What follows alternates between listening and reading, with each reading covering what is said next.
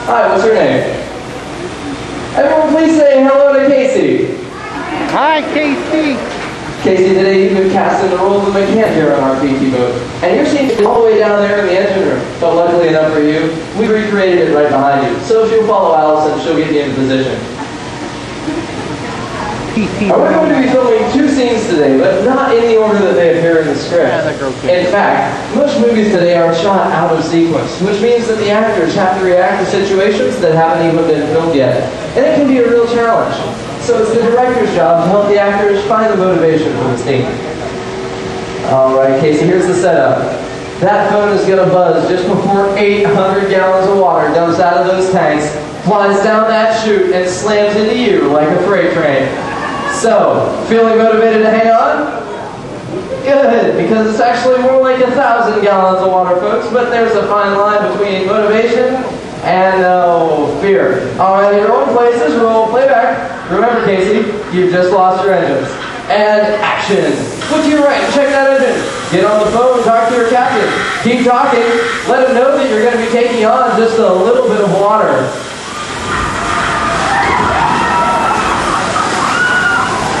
And cut. I'll see, Casey. That's why we call it a physical effect. Everybody give her a big round of applause. It looks like she's gonna cry. Now, Casey, just sit right there because we have one more challenge for you. For this next scene, we want you to stay in there and just act right. We'll insert that shot in the next scene, and you'll see how it all ties together in the final Jay, you're scene. in my shot. But for now, let's head over to the deck of our PT boat and meet the remainder of our brave crew. Let's give a big round of applause for our wonderful Captain Virginia and your great crew of Jonathan and Ray. Kurt passes on set and the crew is standing by. Thank you, Allison. All right, everyone, roll playback. Remember, crew, you're on a surveillance mission. And action. You 3 hear planes approaching and you look to the skies. Captain, find those planes. Enemy fighters at 10 o'clock. You're shot. You're stunned. You're in trouble because he's coming around for another run. Captain, get that PT boat out of there. Spin that wheel. You're really afraid now. It's too late. He's just shot out your engine. Captain, get on the phone. Talk to your mechanic. Get on that phone. Hey, deck crew, what's this coming in off the starboard? Looks to me like a torpedo. Ah, sweet. But it's okay. Everything's over. You put your hoods up. You put your hoods up. There you go. Because, you hear more planes approaching. You look to the skies. Point up. Enemy bombers at 12 o'clock. Bombs away, everybody. Hit the deck.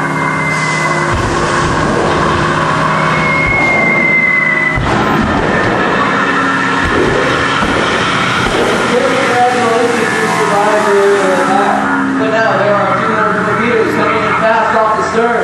They pass beneath your boat. Everyone on the boat, point to the audience and yell, "Look out!"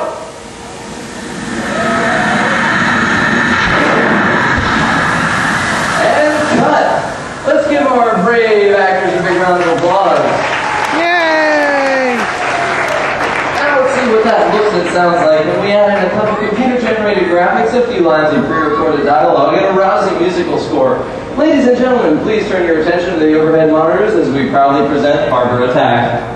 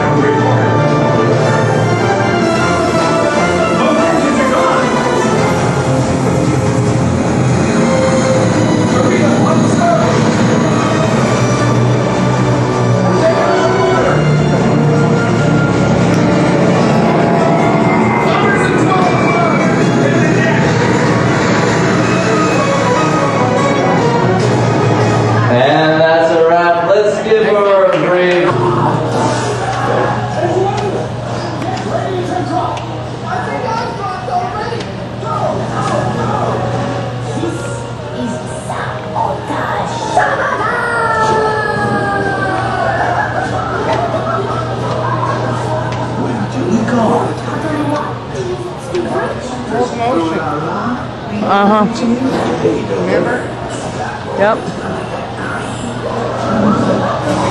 Walt Disney Pictures presents. Good afternoon, ladies and gentlemen. Welcome to the second portion of our Backlot Tour. Please proceed all the way down the ramp through our props warehouse, and we'll be loading you onto a shuttle here once you get through to the other side. Before loading on board, we do ask if you have a stroller with you today, be prepared to...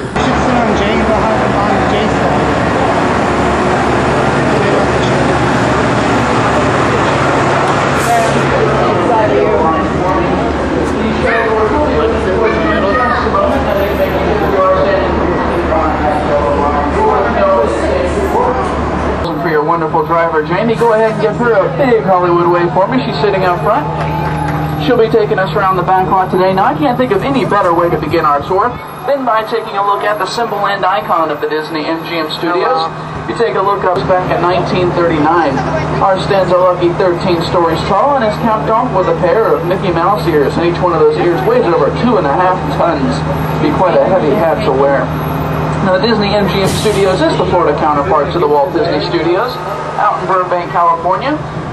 We are a working production center which features sound stages, outdoor sets, state-of-the-art editing facilities, recording studios, rubber elephants, and cage bananas. Everything you need to produce a major motion picture, television, or radio show. We've had quite a few high-profile films here shot over the past few years on our studio backlot. The first feature film to be shot on our studio backlot was Ernest Saves Christmas, starring the late Jim Varney. We've also had Instinct, starring Sir Anthony Hopkins and Cuba Gooding Jr. Also Marvin's Room, starring Robin De Niro, Diane Keaton, and Meryl Streep. Oscar with Sylvester Stallone and Marissa Tomei, and even Quick Change, starring Bill Murray, Gina Davis, Galen Daigle, and Randy Quaid.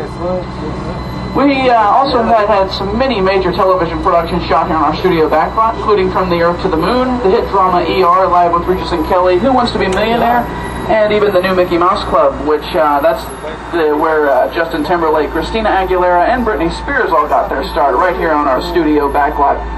Coming up over here on your right-hand side, you're going to see two of the surviving P-40 airplanes from Touchstone Pictures' blockbuster hit Pearl Harbor.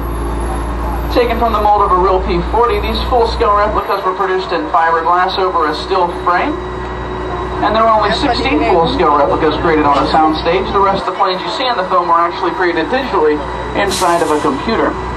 Right now we're entering one of the more glamorous areas of our studios. It's our award-winning creative costuming department. Now the whole process begins here with the designer's sketch. And you can see some examples of the designer's artwork along the side of either wall. Then our team of seamstresses and tailors goes to work to turn those drawings into the finished garments you see worn by the performers. Also in the display cases on your left, you're going to see some examples of costumes created right here in our department for films such as Herbie Fully Loaded, White Plan, Ice Princess, The Greatest Game Ever Played, and Disney's Sky High. We are the largest working wardrobe in the world, with a team of over 250 skilled professionals using 1.5 million yards of fabric to create over 25,000 costumes, and that's every year. Coming up with some more examples of costumes created here in our department, costumes from the Chronicles of Narnia, The Lion, the Witch, and the Wardrobe. Just beyond that, you're going to find a prop and equipment storage area and lots and lots and lots of tires. Just beyond the storage areas, you're going to see our graphic studio, followed soon after by our scenic shop. Now, during the week, our group of scenic artists and craftsmen build and maintain sets and props used in attraction and shows throughout the Walt Disney World Resort. Also, whenever we have a major production shooting here on our studio backlot, they assist in building sets and props for that as well, right there in that little warehouse. Right now, we're entering our studio backlot. Now, whenever production crews travel to different cities or towns to shoot on location, they often find themselves having to deal with things that they have little or no control over, such as crowds, traffic, and noise. That's why they usually prefer to build elaborate outdoor sets right here on our studio backlot, and studio backlots just like this one. Coming up over here on your left-hand side, you're going to see one of the co-stars of Herbie Fully Loaded. That's Demolition Derby Herbie out there. Not unusual to find such oversized props as these stored on a studio backlot. Like these areas are called boneyards, and all major production studios have them. That's where they keep props like cars, trucks, planes, even spaceships for use in future production. Coming up over here, you're going to see some examples of those oversized props, like the yellow steamroller from Who Framed Roger Rabbit, starring Bob Hoskins and Christopher Lloyd. Also, two Cadillacs, one from The Gun and Betty Lou's Handbag, and the other from 10 Men. The black and white cop car was used in Dick Tracy, which starred Warren Beatty, Madonna, Dick Van Dyke, Al Pacino, and Dustin Hoffman. And the 97 Geo Metro was used in Steven Soderbergh's Big Trouble, starring Tim Allen, Rene Russo, and Jason Lee. Also, the Blue Barracuda out there was used in Gone Fishing, comedy starring Joe Pesci and Danny Glover. That film was shot entirely on location right here in Central Florida.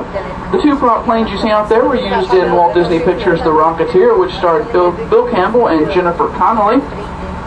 Future Academy Award winner Jennifer Connelly over there. And right here is our helicopter cockpit from Blue Thunder, used in the film starring Roy Scheider and Daniel Stern. Now, none of these airplanes were actually designed to fly, of course, because their engines are made completely of styrofoam.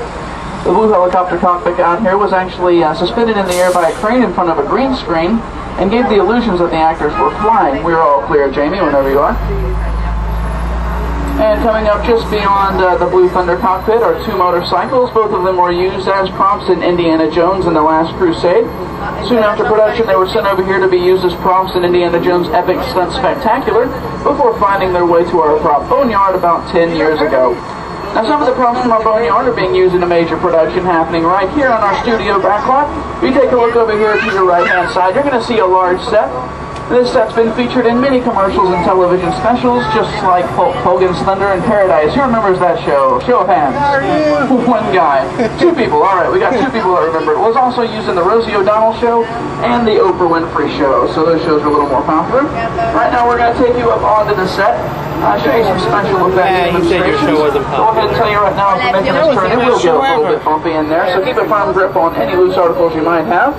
Whenever your camera's ready, great photo opportunity as we enter this set, which was based off an actual canyon found in the Mojave Desert out in Southern California. It took this a little over 6.5 months to build this set, which is quite a long time for the construction of a movie set. Usually takes production crews a little over 2 months to build, but this one was designed to stay here permanently. And we're going to stop up here in just a moment so you can get some film or video. You're going to get wet. And I'll give you some more little known facts about the canyon. First of all, you can't see it from here, but directly above us is a special platform where production crews can mount their cameras and lights so that they can shoot down into the set. Also, if you look across the canyon, you'll see a large tanker truck. This tanker truck used to be featured in our prop boneyards until I found its way over here. It actually had to be lifted up over the canyon walls with the use of a large crane and then lowered down into place. You're going to get wet. Now, earlier today we were testing some rain effects out here. We're going to show you some of those, show you how we create some of the weather right here on our studio backlot.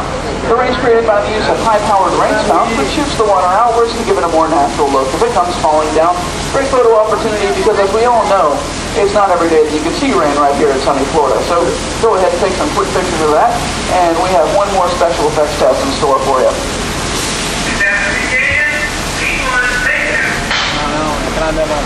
Alright everyone, hold on tight. You're about to feel the effects of an earthquake in Southern California. It could get a little bumpy, so I suggest you hold on tight.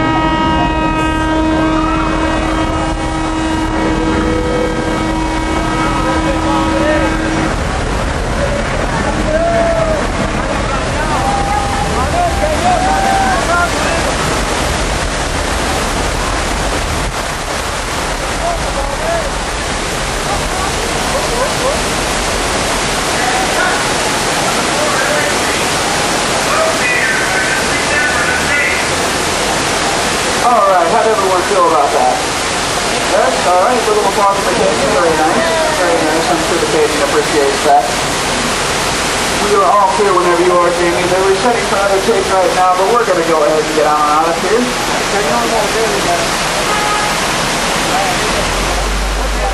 I'm sure you all figured out by now why we refer to this set as Catastrophe Canyon. Right now we're going to take a trip behind the scenes and take a look at how this set was built and how that scene was created. As soon as you exit the canyon and look off to your left-hand side, you're going to see that the canyon's actually a steel structure which is covered in wire mesh. And the wire mesh is covered with layers of colored concrete, which were hand-carved to look like natural rock formations. The yellow pipes you see carried all the propane up to the top of the canyon to help create the explosions that you saw. And the large gray pipes carried all the water up to create the flash flood, which actually began when the gates to 3 large holding tanks opened up and released 70,000 gallons of water thundering down the side of the canyon. Now, to create more of a dramatic effect, we used some air cannons to shoot some of that water out. And these air cannons are so powerful that if we took one to New York City and placed a basketball inside of it, we could shoot that basketball up and over the Empire State Building without a problem. And the hydraulic shaker tables that are located directly beneath the bridge created the earthquake effect that you felt. Well, these are so powerful that if we turned them all the way up, we could throw cars over the railing and down into the canyon. Thankfully, that didn't happen today. But Catastrophe Canyon was created with the help of Hollywood special effects teams, and the entire show can be reset in just 3.5 minutes.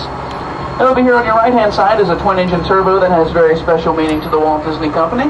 Known to airports across the nation as the November 234 Mickey Mouse, it's known more affectionately to the Walt Disney Company as the Mouse. One of its first assignments was to shuttle Walt from Central Florida all the way over to New York and California in preparations for the New York World's Fair in 1964. It's there where he showcased such attractions as It's a Small World, Carousel of Progress, and great moments with Mr. Lincoln. Also a great photo opportunity over there. Split personality Herbie, one of the co-stars of Lance Motor's Action Extreme Stunt Show. Hopefully can pull himself together in time for his next performance. More on the helicopter, though, that we were just, the airplane we were just talking about, is also used to shuttle Walt over Central Florida as he scouted the locations for the perfect area to build the Walt Disney World Resort. Many celebrities flew with him on these missions, including Dick Van Dyke, Julie Andrews, and Annette Funicello, among many others. And as we continue through our studio backlot, I'll go ahead and tell you about some of the major productions in store for you from Walt Disney Studios. First of all, you Pirates of the Caribbean fans out there may have seen posters scattered throughout the studios. Johnny Depp and Keira Knightley are returning in not one, but 2 sequels to Pirates of the Caribbean Curse of the Black Pearl. Pirates of the Caribbean Dead Man's Chest opens up this summer on July 7th, followed soon after by another sequel, and all 3 films will be directed by Gore Verbinski. Also opening up soon from Disney and Pixar Animation Studios is Cars, and a remake of the classic Walt Disney film The Shaggy Dog is hitting theaters this March, starring Tim Allen in the lead role. And also Walt Disney's classic animated film Lady and the Tramp has just been released on DVD yesterday. Be sure and pick that up in stores. A little trivia for you, it was the first Disney film to be shot in widescreen and the first animated Disney film to be completely written by the animators at the studios. If you look over here to your left-hand side, you're going to see some missile canisters used in The Rock. Also a cattle car from Mighty Joe Young, starring Charlize Theron. And the Acme Waste Disposal Trunk is from 101 Dalmatians, starring Glenn Close. The pod-like spaceship is Max from Disney's Flight of the Navigator. And the Sandskift and Snowspeeder were both used as props in the Star Wars trilogy, both in Return of the Jedi and Empire Strikes Back. The Jacqueline and Yellow Helicopter were used as props in Wes Anderson's The Life Aquatic with Steve Zissou, starring Bill Murray, Kate Blanchett, and Jeff Goldblum. And the Red Presidential Escape Pod was used in The Hitchhiker's Guide to the Galaxy, based off the popular novel by Douglas Adams. The 2 crypts out there were featured in Disney's The Haunted Mansion, starring Eddie Murphy, a film based off the popular Disneyland attraction, The Haunted Mansion, which you can find over Disneyland and right here in the Magic Kingdom at the Disney World Resort. While we're on the subject of attractions and films, you'll also want to check out Jim Henson's Muppet Vision 3D. Was the final film project to be directed by Jim Henson. He actually passed away during the post-production of that film, and his co-worker Frank Oz took over for the completion of that film. So be sure and check that out while you're here in our studios. And also our nighttime spectacular Fantasmic, starring Mickey Mouse, happens every night right here in the Hollywood Hills Amphitheater, located right next to the Twilight Zone Tower of Terror. It is the most popular show on the Walt Disney World Resort, so we do recommend you show up at least 45 minutes early to catch a seat for that. Coming up over here on your right-hand side is the main entrance to Lance Motor's Action Extreme Stunt Show. Very subtle sign out there. If you get to see one show today, folks, be sure you see Fantasmic. If you get to see 2 shows today, make sure you catch Indiana Jones Epic Stunt Spectacular, located on the other side of the park. Right now, we are on Streets of America. Called Streets of America because we have skylines from Chicago, San Francisco, and currently under construction is our New York City skyline over there. Now, you know, New York City skyline was used as a backdrop. In fact, this entire street was used as a movie set in a Gary Marshall film called The Lottery, which stars Bette Midler. Filmed entirely on location on our studio backlot with New York City skyline as a backdrop. It was actually used by using an old movie trick called forced perspective. Made those buildings look full scale. They're actually just painted flat, designed to look like the real thing. The real Empire State Building stands 100 stories tall, and if you go out there and picture America, you'll notice that ours only stands 4 stories tall. Alright, now we're going to let you guys off at the American Film Institute Showcase. And its current exhibit is villains, movie characters you love to hate. And there you're going to find props and costumes from films like The Wizard of Oz, Star Wars, Planet of the Apes, Aliens, Pirates of the Caribbean, and many more.